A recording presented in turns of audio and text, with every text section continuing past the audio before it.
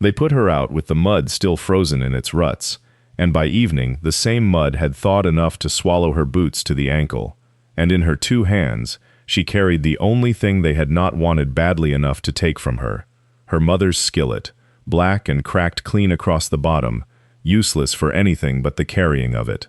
She would walk 11 miles before dark found her. She would fall asleep in a stranger's corn crib with her skirt frozen stiff at the hem, and in the morning a man who owed her nothing would find her there and not put her back on the road. But that was still ahead of her, past the ridge and the 2 creek crossings, and the hour when her legs simply stopped answering her. March in the Bitterroot came in with a false softness, snow going gray and heavy at the edges, the ground beneath it black and hungry-looking where the sun had reached it.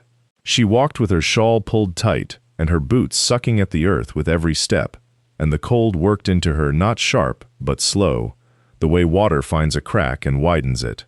She had left before noon. She did not know, walking, that she was already too tired to be afraid.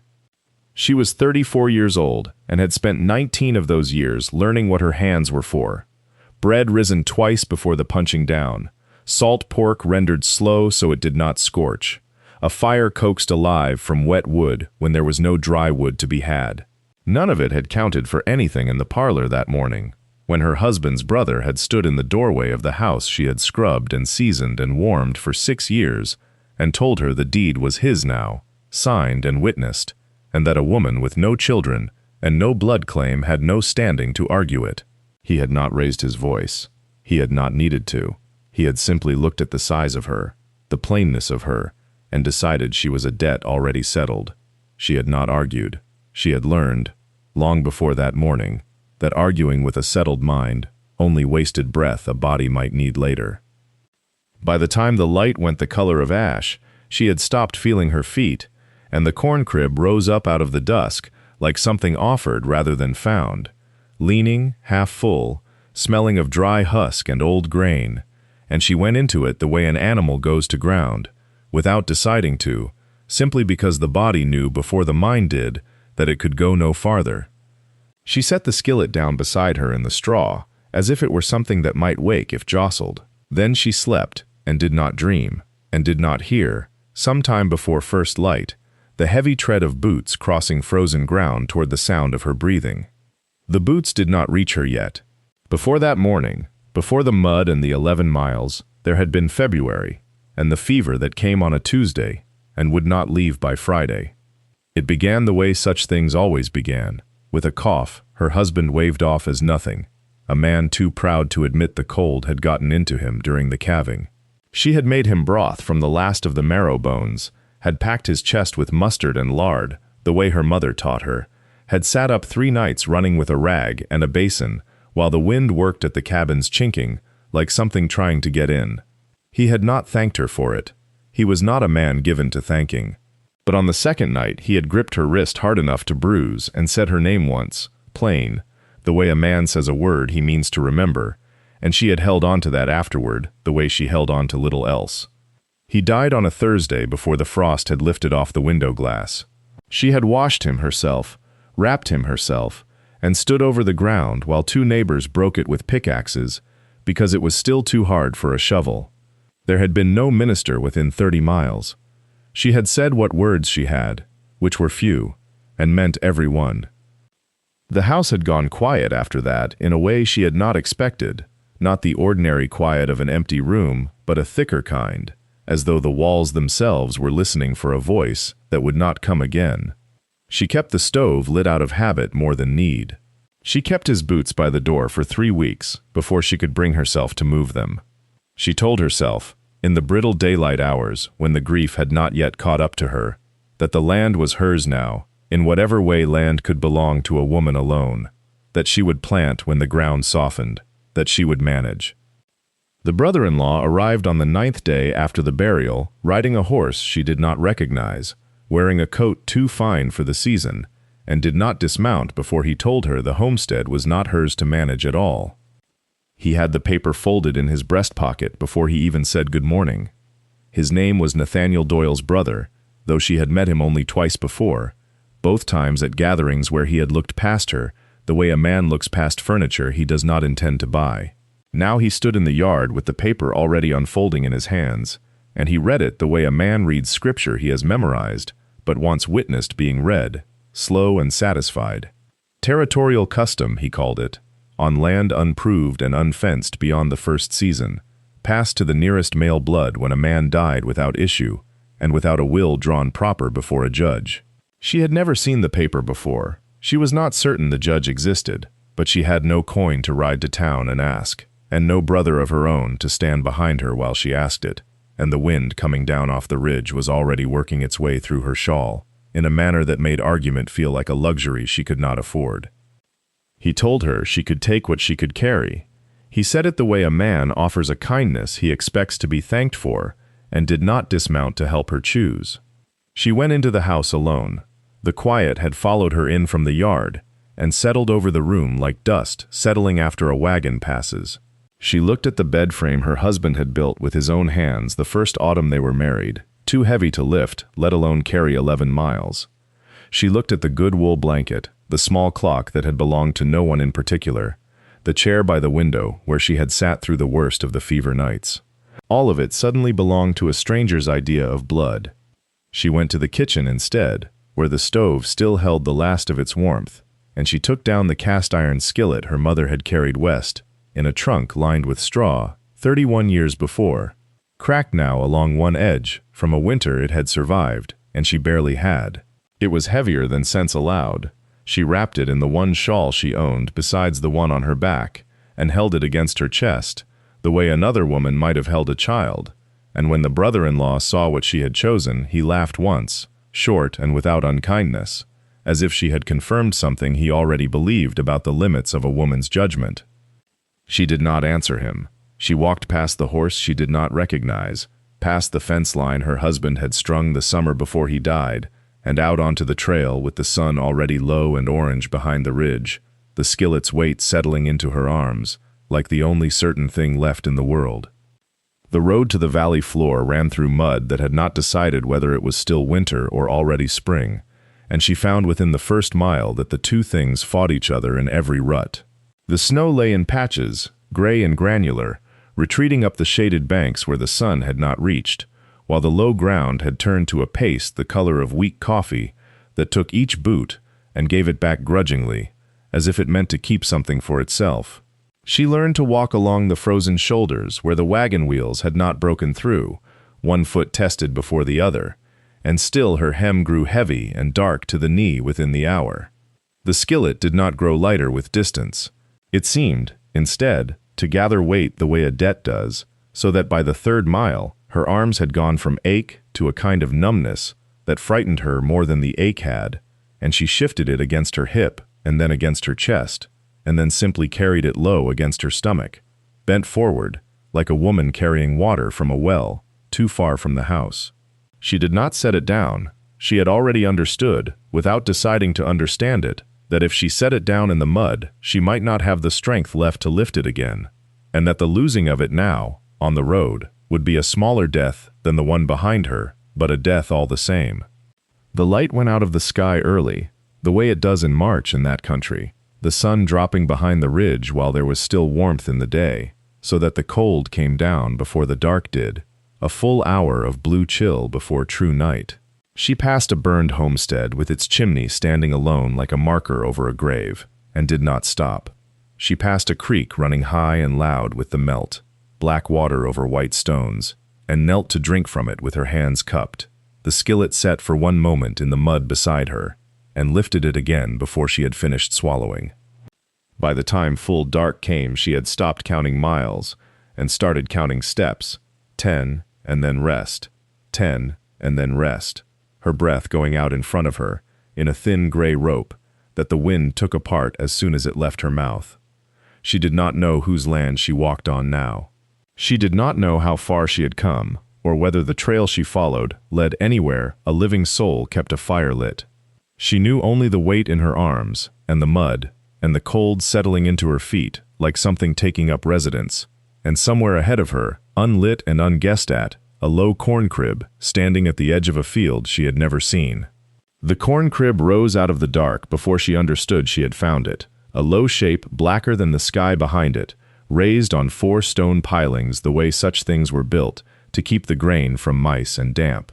She stood before it a long moment, swaying slightly, working out what it was with the slow arithmetic of a mind gone thin with cold. Slatted walls, a roof pitched low enough that a man would have to stoop beneath it. No lock on the door, only a wooden pin dropped through a hasp, and she worked the pin free with fingers that no longer felt like her own, that seemed to belong to someone standing some distance off, reporting back what they touched. She did not think of whose land it was. She did not think of what a stranger might do, finding a woman asleep in his crib at first light, whether he would call it trespass, or theft, or something worse. She had passed the place in her mind where such considerations carried weight. There was only the door, and the dry smell of last year's corn still clinging to the slats, and the promise of a floor that was not mud. Inside, the dark was different, closer, and touched with must, and blessedly still. No wind reached her here.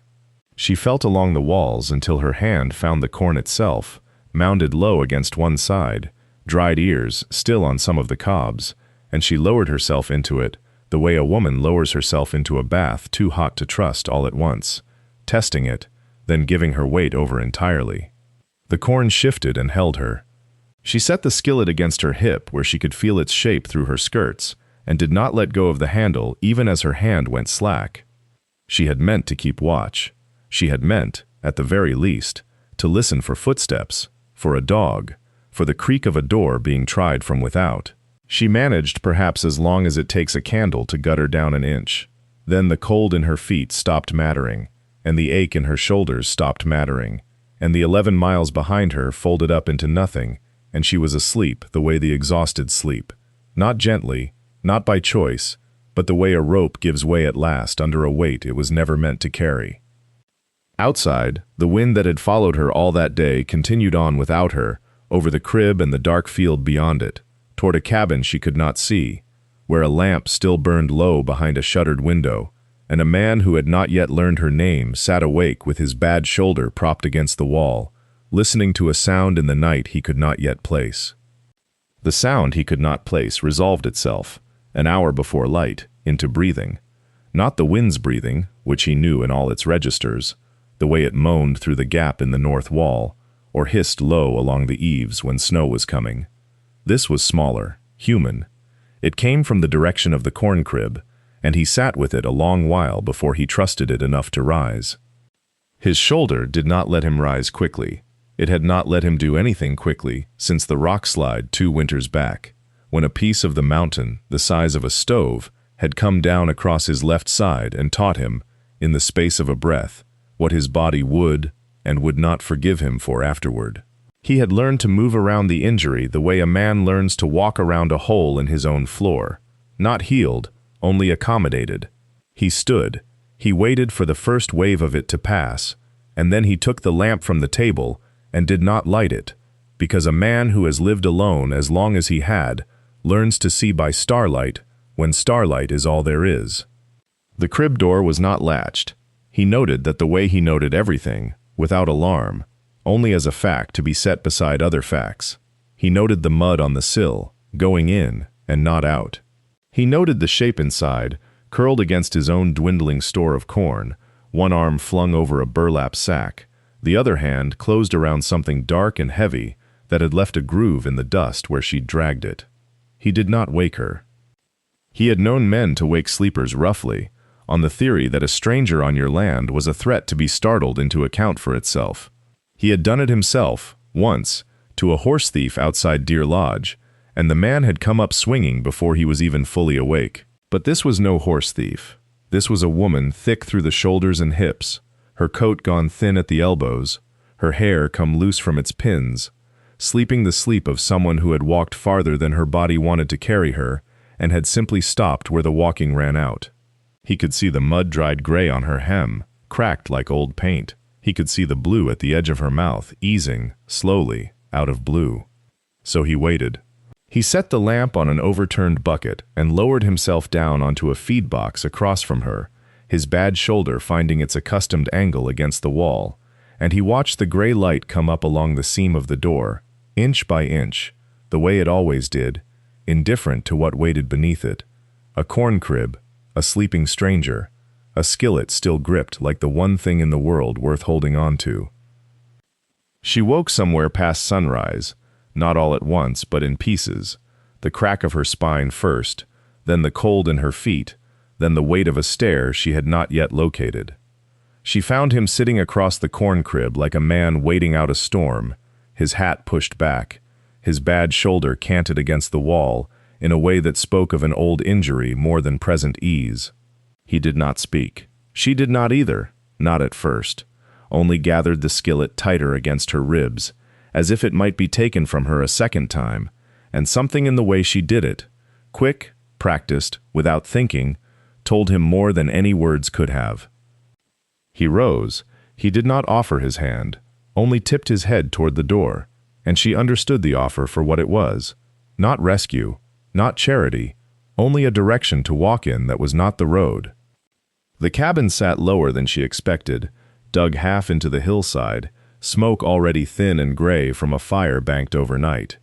Inside it smelled of wood smoke and tallow, and the particular staleness of a house kept by a man alone, clean enough, but bare in the way of rooms that had given up expecting company. He crossed to the stove without a word and set 2 more logs in, working the damper with the flat of his hand, and when he straightened he looked at the skillet still cradled against her coat, as if it were the only warm thing left in the valley. Then he held out his hand for it. She hesitated. He did not press. He only kept his palm open, patient as a man waiting on weather, until she set it there, reluctant, the way a person parts with the last coin in a pocket, and he turned and placed it on the stovetop himself, dead center over the firebox, the iron already beginning to tick as it took the heat.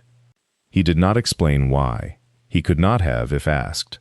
There was no reasoning in it he could have laid out plain, only the fact of her face when the pan left her hands, and the fact that he had not, in that moment, been able to make himself send her back out the door, the way sense told him he ought to. A woman was a mouth to feed, and a complication he had no room for.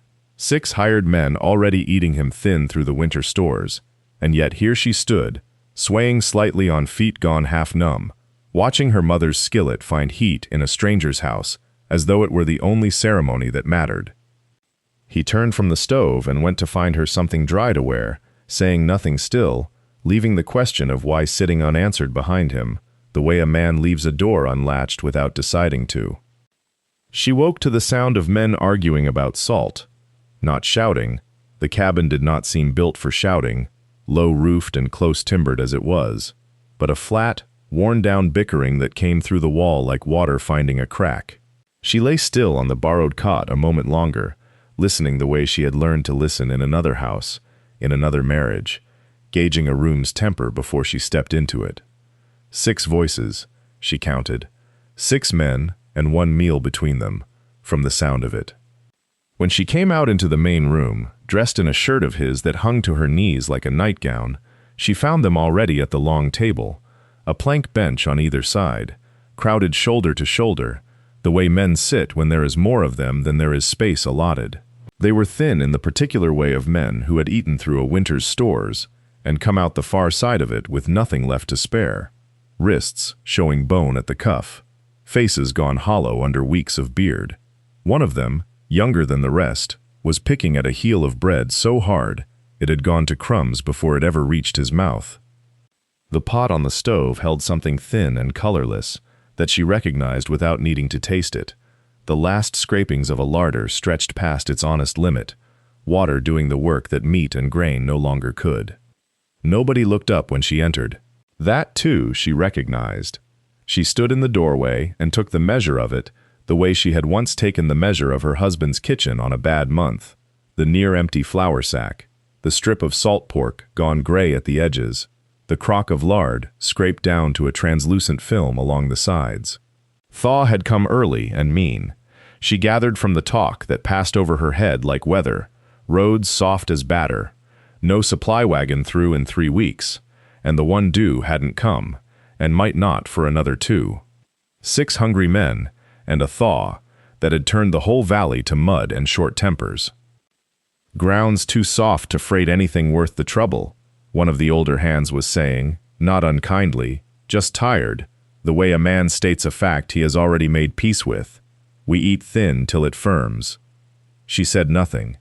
She only looked at the pot, and at the flour sack, and at the 6 faces bent over bowls that held less than a body needed, and something in her, some old, patient calculation she had made 100 times in a poorer kitchen than this one, began, without her quite deciding to let it, to work.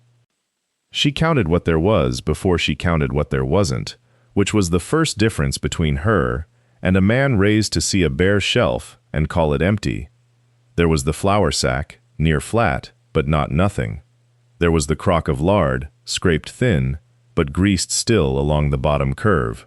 There was a jar of potato water gone cloudy from the noon boil, set aside because nobody had told anyone yet that potato water was worth keeping. And there was time, 5 days at least before the wagon might come, maybe 9, which was not a hardship to her so much as a shape she recognized, the shape of every winter she had ever fed a house through on less than a house needed. She did not ask permission. She took the potato water and a cupped double handful of the flour, and she worked them together in a crock long scrubbed gray with use, until the batter hung loose and slack from the wooden spoon, and she set it near the stove's flue, where the warmth came soft and steady rather than hard. Then she covered it with a scrap of toweling and left it, and went back to slicing what pork remained thin enough to stretch 6 ways instead of 4. The men noticed the crock before they noticed anything else, a woman's hands doing something with no clear end in sight, something that yielded no food that night, nor the next. One of the younger hands asked what it was for, in the mild voice of a man who expects no real answer. She told him it would rise, given time and warmth and patience, and that come Thursday there would be bread from it that owed nothing to the flour sack at all, past what he'd already seen her use. He looked at the crock as if it might do something in front of him, then went back to his bowl, unconvinced but not unwilling to wait and see. The trapper said nothing. He came in from the corral with his bad shoulder held the careful way he always held it, and he looked once at the crock by the flue, and once at her, and then sat to his food same as always, offering no comment either way. But she saw him look at it again before he left the table, the long look of a man taking the measure of a thing he did not yet have a name for. By the second morning, the batter had domed and gone faintly sour in smell, sharp and clean, and had bubbled up along its edges like something breathing in its sleep. She punched it down with the flat of her hand, fed it a spoonful more of flour and water both, and set it back by the heat. The men ate their thin supper without complaint that night, watching the crock the way men watch weather they cannot yet read, waiting to see which way it would break. On the third morning, she judged the starter ready, and she told him so without asking, the way she had learned to state facts in that house rather than offer them up for permission. He only nodded, which she had come to understand was the largest agreement the man dealt in. She built the fire the way her mother had taught her, low and even, banked to one side so the skillet would hold a steady heat instead of a hungry one. The salt pork went in first, sliced thin, and the fat rendered out slow and golden, while she worked the dough on the board, folding it with the heel of her hand until it stopped fighting her. She rolled it thick, cut it square, and set the pieces to fry in the pork fat, turning each one once, patient, the way bread wants to be treated, and rarely is. The men came in from whatever cold work had occupied their morning, and stood a moment inside the door, stamping mud from their boots, before they saw what waited on the table. 6 plates, 6 squares of fried bread, dark at the edges, pale gold in the middle, and beside each a portion of pork, laid out with more care than the meal likely deserved. They sat. They did not speak. One man, younger than the rest, thin through the face in the way of a man who had gone without more often than he'd gone with, looked at his plate and then at her, and something moved behind his eyes that was not quite unkind, but was not far from it either. The look of a man measuring the size of her against the size of the portion, wondering if there would be enough left over once she'd fed herself. He opened his mouth as if to say something about it, some remark half-formed, and then closed it again, chewing instead, because the bread was good, and a man does not insult food that is good, whatever else he might think of the hands that made it.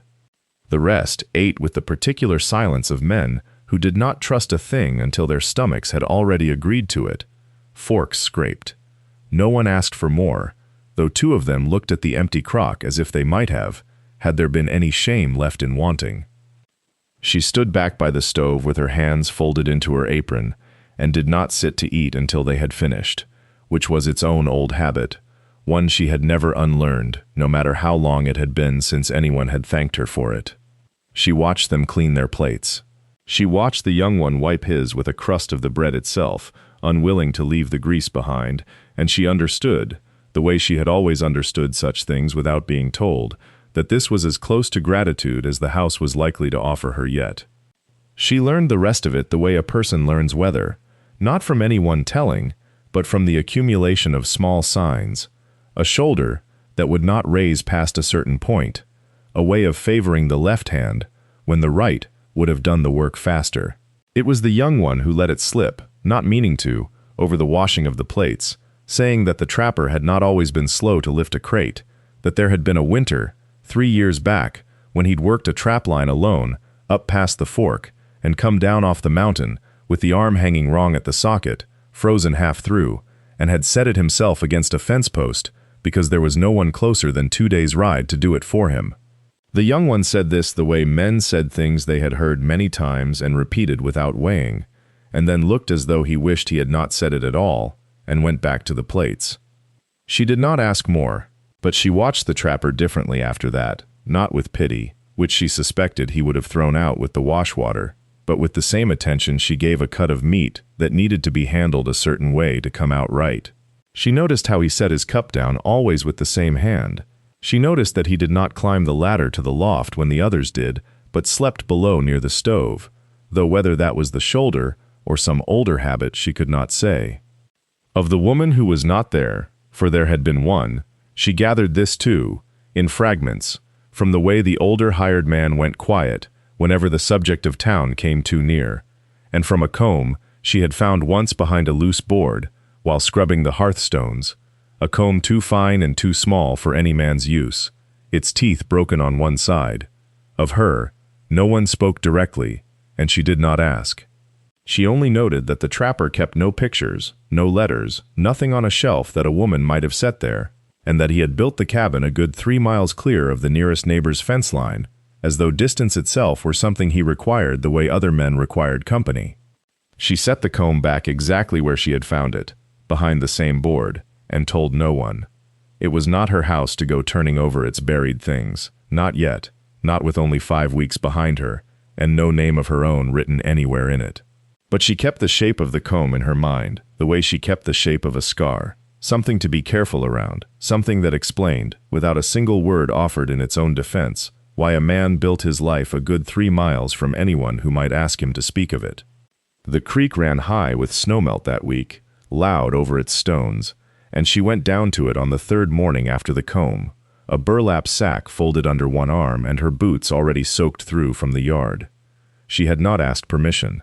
She had simply gone, the way she had gone to the root cellar and the smokehouse and the hen coop in the weeks before, because a kitchen was only as good as what a woman brought into it, and the crew's rations of salt pork and cornmeal would not stretch through another month without help from the ground itself. She knew hazelnut brush when she saw it, the low, tangled stands along the bank where the water had once run higher and left the soil dark and rich, and she knew, too, the particular yellow-brown of the husks that meant the nuts inside had dried enough to keep. Her mother had taught her this on a creek bank in Ohio, 26 years gone now, kneeling in the mud with her skirts tucked up, showing her which roots to leave and which to pull. She pulled wild onion that morning, and a bristling patch of chicory, whose bitter root she knew would stretch a pot of coffee twice as far, and she filled her sack slow and careful, testing each stem before she committed her weight to the pulling. She did not see him until she straightened her back to ease it, and found him standing on the rise above the bank with the dog at his heel, not 20 feet off, watching her with an expression she could not read at that distance, and did not try to. He did not come down to help her. He did not offer to carry the sack, though it had grown heavy enough to pull at her shoulder, and she noted this the way she noted most things about him, without judgment, filing it alongside the comb and the 3 miles of empty distance, and the way he ate his supper facing the door. He only watched, arms crossed loose over his chest, while she found a stand of hazelnuts so thick with fallen husks that she filled the last third of her sack in a quarter hour, kneeling in wet leaves with her hands going numb and not minding it. When she climbed the bank again, sack slung over one shoulder, he fell into step beside her without a word, matching his stride to hers instead of the other way around, which she understood to be its own kind of answer. "You know this ground," he said, not quite a question. "My mother did," she said. "I only remembered." He said nothing more, but that evening the chicory root went into the coffee pot, and the hazelnuts went into a gravy thick enough to hold a spoon standing upright, and the men ate without speaking, the way they always did, though one of them looked up at her twice before he finished his plate, as if trying to work out where such knowledge had been hiding all this while. The cold came back in the night, the way it did in that country, without permission or warning, dropping the temperature so far that the water bucket by the door wore a skin of ice by morning, and the chickens refused the yard entirely. She woke before the men did, as she always did now, and went to the grain sacks in the lean-to with a lantern held low, and what she found there made her stand still for a long moment in the dark. The flour was down to a third of a sack. The cornmeal was worse. 7 men ate what 7 men ate, and the cold would only make them hungrier, not less, their bodies burning through what she fed them just to stay warm enough to work the traps and mend the fence line and haul wood against a freeze that showed no sign of breaking. She did not wake anyone to tell them this. She only began to work differently. Breakfast that morning was thinner than it had been. She stretched the cornmeal with hazelnut meal ground fine between 2 stones, and told no one why the mush tasted different, and no one asked, though she caught the crew boss studying his bowl a moment before he ate it anyway. At the noon meal she made no bread at all, only a gravy built from salt pork drippings, and the last of the hazelnuts, and a spoonful of the cornmeal to thicken it, poured over what remained of yesterday's biscuits, split and toasted hard on the stovetop so they would hold the gravy instead of drowning in it.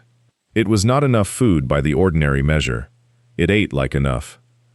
She had learned this from her mother without knowing she had learned it, that a gravy thick with nut meal and rendered fat could carry a table through a lean week if a woman was willing to watch it every minute it cooked, stirring so it would not scorch, tasting so it would not go bland, understanding that stretching food was not the same as thinning it, that the difference between the two was attention and nothing else.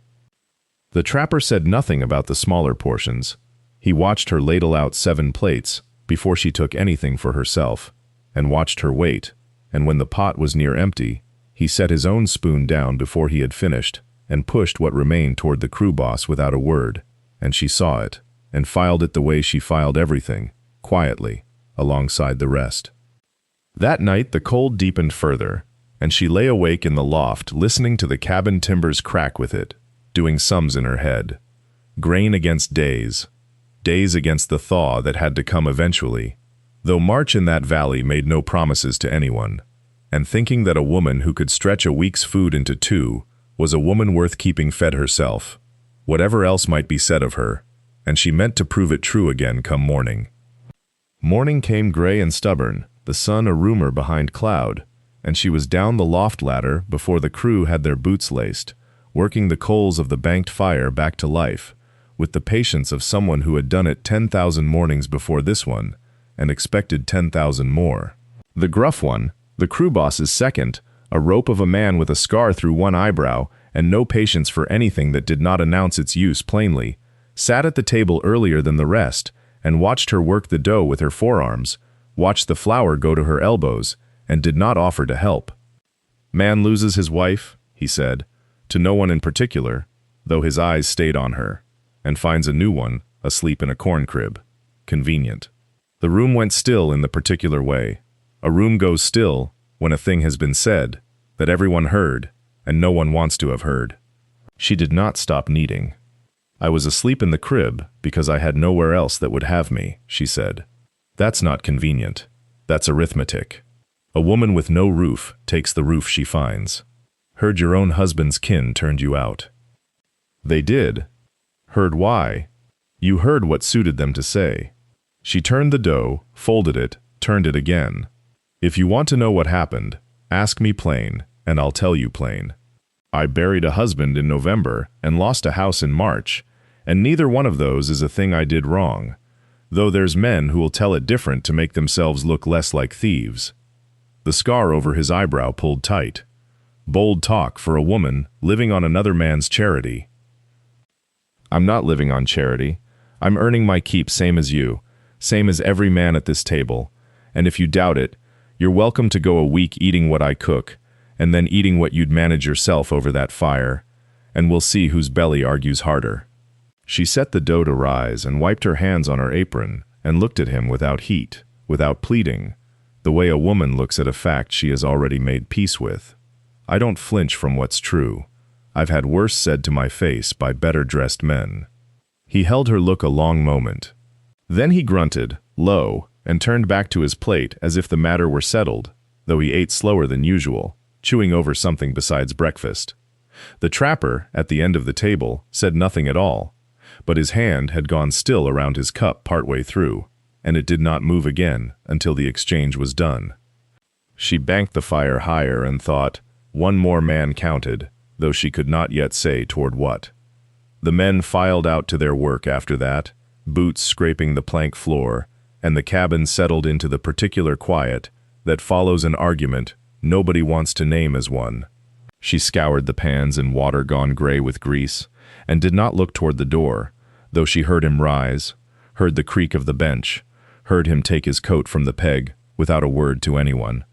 She found out what he'd done only at midday, when she carried the scraps out to the corn crib, to check the meal sack against the damp. The roof, which had sagged since the thaw began, letting a thin gray drool of snowmelt onto the corn each night, so that she'd taken to shifting the sacks corner to corner like a woman rearranging furniture around a leak she couldn't fix, was mended.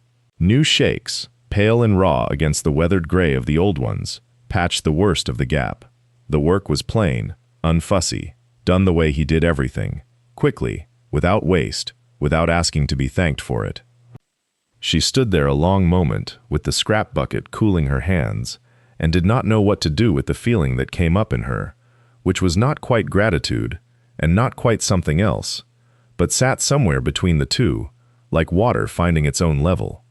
He was down at the fence line when she found him, resetting a post that had heaved with the frost, and she did not thank him in words because she understood by now that words were not the coin he dealt in. Instead, she said only, "Corn's dry now," and he grunted, and drove the post another 2 inches into the mud, and that was the whole of it.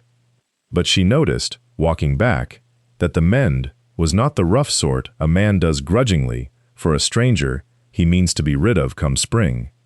He'd matched the pitch of the old roof. He'd trimmed the shakes to lie flush.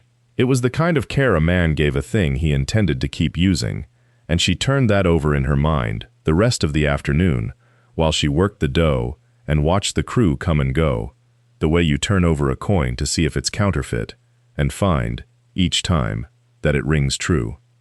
She had given him bread and gravy and a table set for men who no longer flinched to sit at it. He had given her a dry roof over the last thing her mother had left her, mended without asking, without comment, the plainest sentence a silent man could speak. It was not much. It was, she thought, setting the loaves to cool, perhaps the only sentence that mattered. That night, the wind came up hard from the northwest, rattling the shutters, and she lay listening to it fail against the new shakes, and slept, for the first time since the mud road, without dreaming of the door that had been shut against her.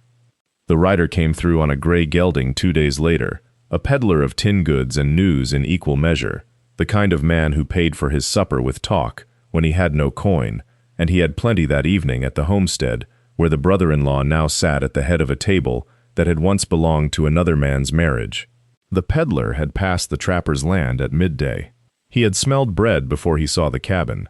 He said so with the pleasure of a man reporting something remarkable, the way he might describe a spring running clear after a dry season, and he did not notice, or chose not to notice, how the brother-in-law's fork stopped moving. He said there was a woman cooking for 6 men out there now, heavy-set, he said, though he did not mean it unkindly, only as a man describes weather, a fact and nothing more. He said the crew looked fed in a way hired men rarely looked fed, color in their faces, flesh returning to men who had gone gaunt through the winter. He said one of them, a boy no older than 17, had told him without being asked that the widow made a gravy from hazelnuts that a man would walk 5 miles in bad boots to eat. The brother-in-law set his fork down. He asked, careful to make it sound like nothing, whether the peddler had caught the woman's name. The peddler had not thought to ask. Widows were not, in his experience, named the way land was named, or cattle, or debts. He moved the conversation along to a broken axle he'd seen on the north road, and the table's attention went with him, but the brother-in-law's did not. He sat through the rest of the meal turning it over the way a man turns over a bill he suspects is short. It had irritated him from the first week, the thought of her walking off the homestead with nothing but that skillet, walking 11 miles through mud he wouldn't have sent a dog through, and simply surviving it, not creeping back begging, not dying quiet in a ditch the way he'd assumed she would, the way he had, if he was honest with the part of himself he rarely consulted, hoped she would, so the matter could close itself. Instead, she was thriving on another man's land, feeding another man's crew, being spoken of by strangers with something close to admiration.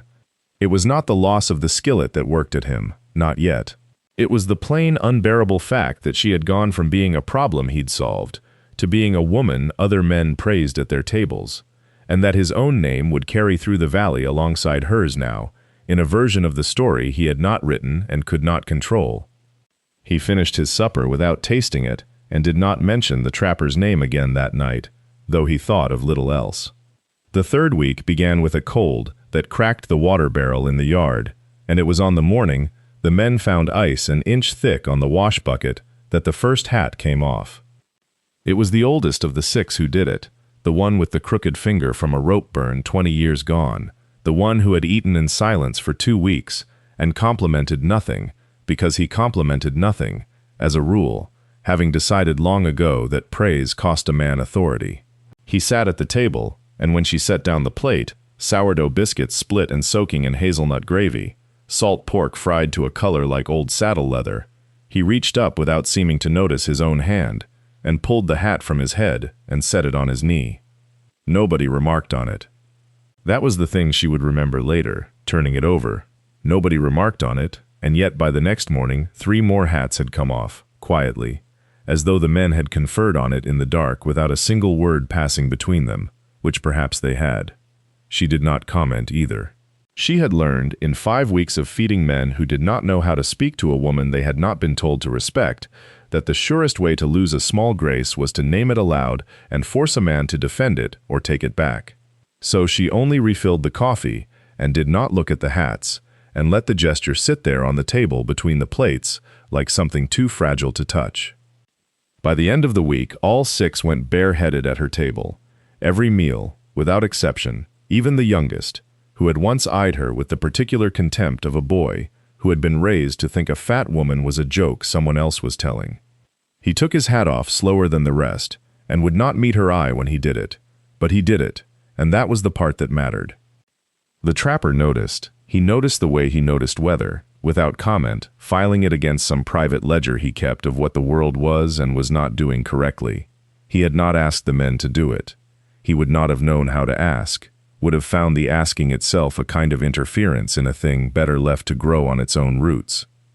What he did instead, the following evening, was carry in an extra chair from the barn and set it at the table's head, opposite his own, where the crooked-fingered man had been sitting, and say nothing about why, and wait to see if she would take it. She took it. She did not make a show of it, did not thank him or ask why the chair had appeared where it had. She simply sat, the way a person sits in a place they have decided, without being told, belongs to them now. The crooked-fingered man moved down a seat and did not seem to notice he had moved. That was how it went in that house. Nothing was announced. Everything was rearranged, and the rearranging was the announcement. Later, after the plates were scraped, and the men gone out to the bunkhouse with their lanterns swinging yellow through the dark, she stayed to bank the fire, and he stayed to watch her do it, which he had taken to doing most nights now without either of them remarking on it. The cabin smelled of tallow smoke and the last of the hazelnut gravy, and the wind had dropped to nothing, so that the only sound was the settling of the logs and the small metal complaints of the stove cooling. He sat on the bench with his bad shoulder turned toward the heat, working it the way he did when the ache came up with the weather, and for a while, neither of them spoke, because that had become its own kind of conversation between them, the not speaking, worn smooth as a doorstep from use. Then he asked her where she had learned to cook like that. He did not dress the question up. He asked it the way he might have asked about a fence line, plain, and looked at the fire while he waited, giving her the privacy of not being looked at. She told him her mother had cooked for a logging camp in Wisconsin, 60 men and no complaints tolerated, and that she had stood on a crate at the stove from the age of 8, because her mother's hands shook too badly by then to hold a pan steady through a full service. She told him about the skillet, how it had gone from her mother's hands to hers the winter she turned 16, the year her mother's shaking got the better of her altogether. She said this without asking for anything back, the way a woman recites a fact she has made peace with a long time ago. He listened the way he listened to everything, without interrupting, without offering the easy comforts a lesser man might have reached for. When she finished, he only nodded, once, and said that explained the crust on the bread, the way she brought it up hot instead of letting it cheat toward warm. It was not much. It was, she understood, everything he had to give in the shape of a question, and she found she did not need more than that. Found, in fact, that the smallness of it fit the room, fit the hour, fit the two of them sitting on either side of a fire that had, without her quite marking the day it happened, become something she thought of as familiar. She reached for the skillet where it sat cooling on the hearthstone, and turned it so the firelight caught the crack running along its lip, a hairline seam that had been there as long as she could remember, widening by some fraction each year, the way a slow wound widens rather than heals. Below the crack, worked into the iron itself, were 2 letters, worn nearly smooth by decades of scouring sand and river water, but still legible if a person knew to look for them, and knew what shape a hand had once pressed into hot metal before it cooled. She ran her thumb across the initials, the way another woman might touch a photograph, and told him that her mother had scratched them in herself, with a nail, the season she married, back when a skillet was near the only thing a woman was permitted to call entirely her own. She said her mother had cooked on it for 31 years, boarding house breakfasts, funeral suppers, the meals that came after births and the thinner meals that came after deaths, all of it passed through that one blackened circle of iron, long before the crack ever appeared.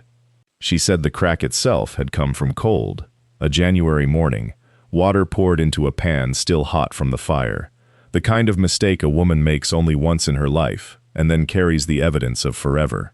Her mother had wept over it, she said, not for the ruin of a pan, but because it meant she had, for one careless moment, stopped paying the kind of close attention that had kept her family fed.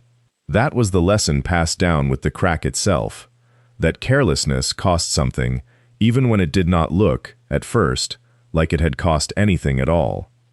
He studied the crack a long moment without touching it, the way a man studies a fence line before deciding it will hold. Then he asked, low, whether it had ever failed on her, whether the crack had ever given way clean through. She said no, said it had held every winter since, held through the burying of her mother and the burying of her husband both, held through 11 miles of mud in March. She said she supposed some things cracked, and went on holding anyway, and that she had come to think there was no shame in that, only in pretending the crack was not there. He did not answer that directly. He only reached over, turned the skillet a half-turn where it sat, so the crack faced the wall and the firelight fell instead across the initials, and left it that way, as though some things deserved to be looked at, and some things deserved only to be known. The 5th week came in on a wind that smelled of thaw, turning to flood. The creek behind the cabin, running loud and brown, where it had been silent ice for 2 months, and it was in that wind, on a Tuesday, that the sound of 2 horses reached the yard, before the horses themselves did. She was at the stove. She knew the sound of her husband's brother's horse, the way she knew the sound of her own name spoken sharp, a particular unevenness in the gait, the left forefoot landing a half-beat late, an old strain never properly rested. She did not turn from the stove when the door opened on the cold. She only set down the spoon. He came in first, hat already off, the gesture meaning nothing this time, a formality worn thin as a coin rubbed smooth.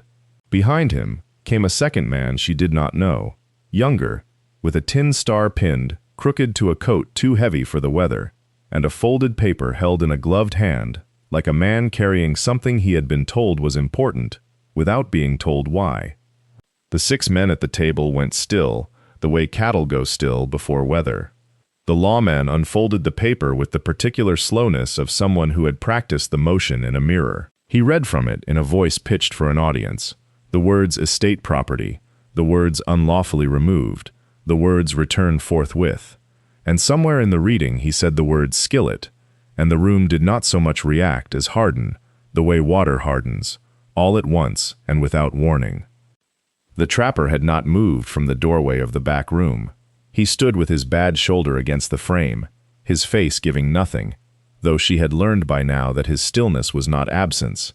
It was the held breath of a man deciding how much of himself the moment required. The brother-in-law's eyes went to the skillet where it hung over the hearth, its crack turned now toward the wall, its worn initials catching the firelight, and something in his face flickered. Not shame exactly, but the shadow shame leaves behind when it has been driven out, and only its outline remains. The lawman looked between the paper and the pan, and then at her, waiting, the way men wait when they expect a woman to simply hand something over rather than make them ask twice. She untied her apron with steady hands and folded it once over the back of a chair, the gesture of someone laying down one kind of work to take up another, and she stepped toward the hearth without hurry, as though she had been rehearsing this moment for 11 miles of mud and 5 weeks of bread, and had only now decided it was time to speak. She did not touch the skillet yet. She stood before it a moment, as if asking its permission, and behind her she heard the boards creak under the weight of men who had eaten her bread for 5 weeks, and had never once, until this hour, needed to prove what that bread was worth. They came in from the yard without being called. She heard their boots on the porch, heard the particular hush of 6 men, arranging themselves in a doorway they did not intend to leave. She did not turn to look at them. She did not need to. She had learned the sound of each man's walk over 5 weeks of setting plates before them, and she could have named which boots belonged to which shoulders blind. The lawman's hand tightened on the paper. He was a reasonable man, or wanted to be taken for one, and reasonable men do not like to stand in a room where the arithmetic has quietly shifted against them. "Ma'am," he said, "the paper says—" "I heard what the paper says." Her voice did not rise. It did not need to. 11 miles of mud had taught her that a woman's voice carried further when it did not shout. "The paper is wrong." The brother-in-law shifted his weight, and the shame shadow crossed his face again, quicker this time, like a man remembering a debt he had hoped forgotten. He looked past her to the trapper, seeking some easier accounting, some man-to-man settlement that would let him leave with the pan and his pride both intact. The trapper did not move from the doorframe. His silence was not refusal to speak for her. She understood that now, 5 weeks deep in his household. It was the granting of a room large enough for her to speak for herself. The crew shifted behind her, not loud, not threatening, only present. 6 men who had gone from letting their hats stay on at her table to lifting them off without being told, and who now stood in the doorway the way men stand at a fence line they intend to hold. One of them, the youngest, cleared his throat, and another put a hand briefly to his arm, not to silence him, but to remind him that this moment belonged to her, that they were here to bear witness, not to speak in her place. The lawman looked at the paper again, then at the pan, then at the faces ranged behind her, patient, unhurried, unwilling to be the first to look away, and something in the room's weight seemed to settle onto him like snow accumulating on a roof, quiet, undeniable, and impossible to argue against with ink alone. She set the pan down on the table, careful, the way she set down anything that mattered, and she folded her hands in front of her apron the way she had once folded them at a graveside, and she began to speak. She said she had come to this land with nothing but a skillet her mother had carried from Ohio, cracked handle wrapped in wire her father had twisted himself, and that in 5 weeks she had cooked 1,100 meals from it, by her own count, kept on a slate in the pantry, the way her mother had taught her to keep accounts of anything worth remembering. She said she had fed 6 men through a lambing season and a fever that took 2 horses and nearly took the youngest hand's foot, and that not one plate had gone back to the fire unfinished. She said this without raising her voice, without the tremor that had lived in it the first weeks, when she still flinched at being looked at directly. Her voice now had the flatness of a woman reading her own ledger back to herself and finding it accurate. She said the pan was not stolen, because a thing cannot be stolen from a place it has never truly left, that it had come into this house in her own 2 hands, over 11 miles of March mud, and that everything cooked in it since had been cooked by her labor, not by gift, not by charity, not by any man's leave. She said her name, plain, and stated that whatever the paper claimed, the paper did not know the weight of flour she had lifted, or the hours she had stood at that stove with her feet, swollen past her boots, and that a man, who had never once crossed this threshold, had no standing to say what belonged to her and what did not.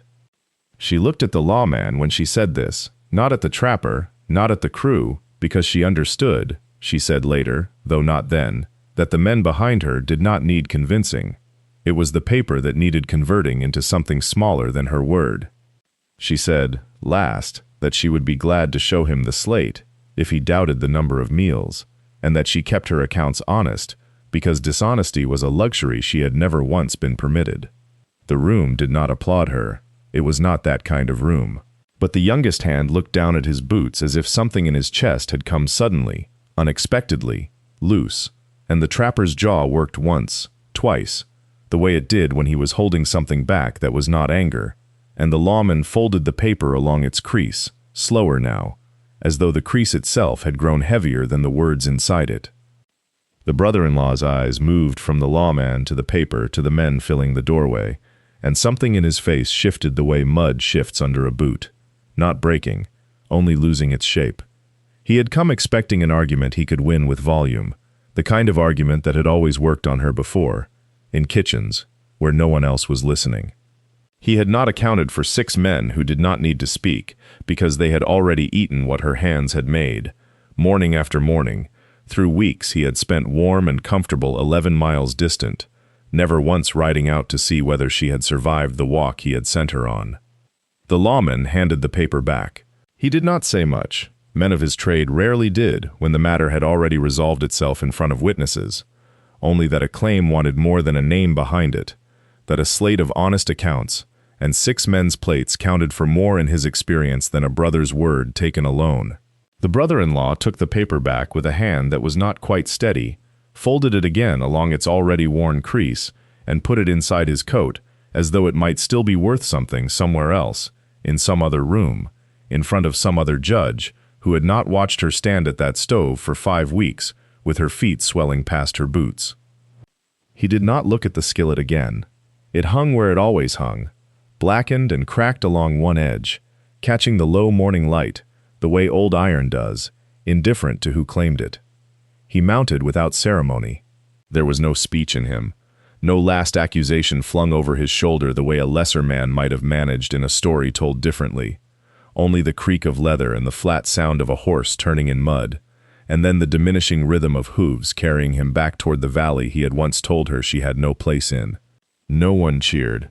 That was the thing the youngest hand remembered afterward, when he spoke of it years later to men who had not been there, that the silence after the brother-in-law rode out did not feel like triumph, did not feel like the kind of victory men shouted about over whiskey. It felt instead like something quietly confirmed, the way a scale settles once the true weight has finally been set upon it. The trapper's jaw unclenched by degrees. The crew shifted where they stood, not toward her, not away, simply settling back into the ordinary postures of men who had work waiting, and had only paused to see that the work would not be interrupted. She turned back toward the stove, because the biscuits were not going to finish themselves, and because standing still any longer felt like an indulgence she had not yet decided she was owed. The paper came 3 days later, carried not by the brother-in-law but by a circuit clerk who smelled of pipe tobacco and cold saddle leather, and who laid it on the table without ceremony, the way men lay down things that matter less to them than to the people receiving them.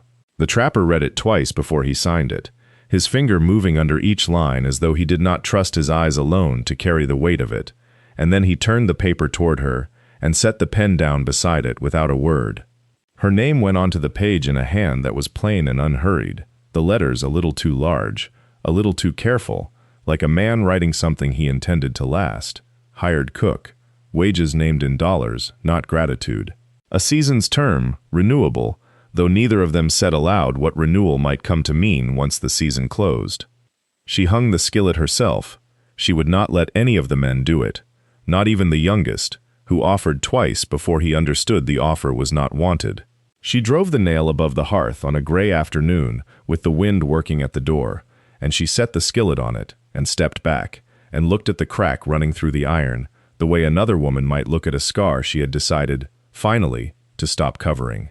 It hung there through the thaw and through the planting and through a summer that brought hail once and drought twice, and neither broke the crew's appetite for her bread. It hung there the following March, when the mud came again and the corn crib stood empty the way it had the year before, and she walked past it some mornings without remembering, at first, that it was the same year had passed since it had held her sleeping. The trapper never said the word that some men in the valley whispered when they thought themselves unheard, the word that would have made the arrangement a smaller thing than it was, a story easier to file away and forget. He said instead, some mornings, that the coffee was good, or that the fence needed mending, or nothing at all, only set his cup down and went out to the work waiting for him, and she understood by now that this was the whole of his language, and that it was enough.